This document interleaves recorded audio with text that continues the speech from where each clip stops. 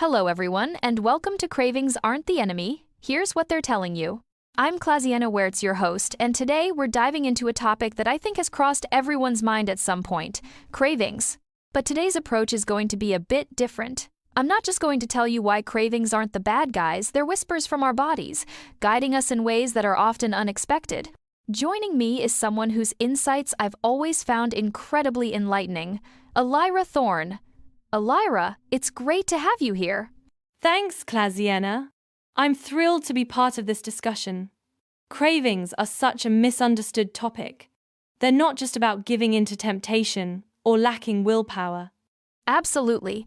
I know from experience that when you start listening to your cravings, you often discover that our bodies have a much deeper wisdom. Maybe we should start by talking about why cravings aren't something to dread. Sure, I think people often box cravings into a negative category, seeing them as a sign of weakness.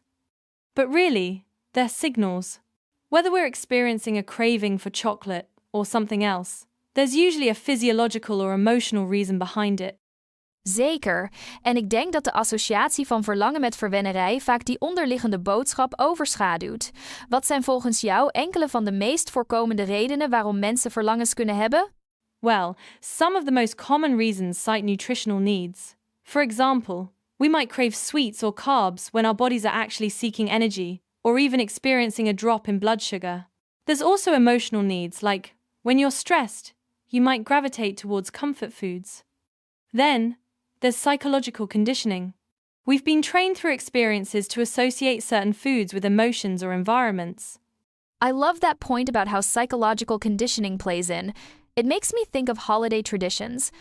I mean, who doesn't associate certain foods with specific memories or feelings? Exactly. It's fascinating how deeply embedded those associations can be. One client of mine couldn't figure out why she always craved a particular candy every October.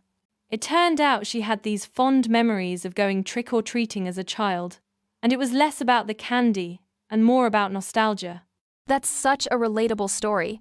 Many times, people blame themselves for these cravings without realizing they're often tied to experiences or feelings. Do you find that the first step is making people aware of the non-culinary associations behind their cravings?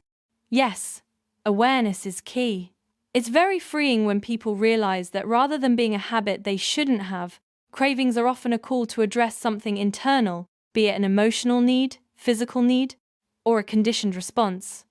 And it's about giving oneself grace. How do you guide someone who's just beginning to distinguish between physical and emotional cravings? What steps do you suggest? Firstly, I recommend a simple exercise. Pause and listen to your body. It can be helpful to ask yourself, what am I truly feeling right now? Is this hunger, boredom, stress, or perhaps it's a need for comfort or connection? Journaling can also be useful. Writing down what you're eating, when, and the context at that moment can help recognize patterns and triggers over time. I love hearing you mention journaling. I've heard from many women that keeping a journal has been transformative, not just for understanding cravings, but for self-discovery. Have you seen similar impacts on people you've worked with? Definitely. Journaling provides a space free of judgment to explore and record one's internal dialogue. It acts as a mirror, reflecting back patterns that someone might not notice in their everyday lives. It's not therapy, but it does lend voice to feelings and patterns they might need to articulate and understand. And through that reflection, we often see the deeper needs emerge. So, Elira, what about those cravings that seem to consistently butt in throughout the day? Is there an effective way to address or redirect them? For persistent cravings, balance is the key word. Looking at nutritional balance might highlight something missing. Cravings throughout the day could be indicative of skipping meals or not consuming enough energy-sustaining nutrients. On the other hand, asking oneself, what would satisfy this craving, can also direct someone to the root of the craving. If it's a break you need or a burst of creativity, sometimes addressing those directly helps curb the unwanted patterns. True. Making sure you're not only feeding your body, but also your mind and emotions is crucial. I often say, if it's love or empathy you're missing, food won't fill you up. Having alternatives or routines that cater to your psychological and emotional needs often plays well into managing those cravings better. Definitely.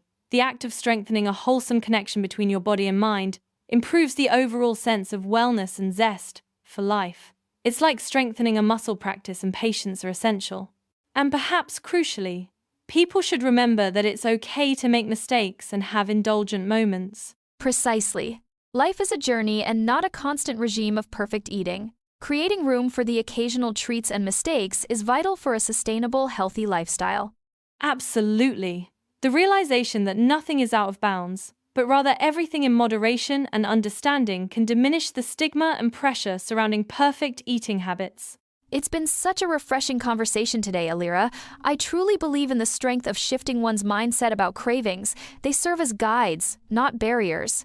Thank you so much for your insights. I know they've been as valuable for our listeners as they were for me. Thank you, Claziena. I've truly enjoyed our chat. Hopefully, this episode sparks fresh perspectives and encourages listeners to embrace their cravings with curiosity rather than fear. To our listeners, remember, your cravings are your body communicating. Take the time to listen and learn from them. Until next time, be kind to yourself and keep discovering what works best for you. Goodbye!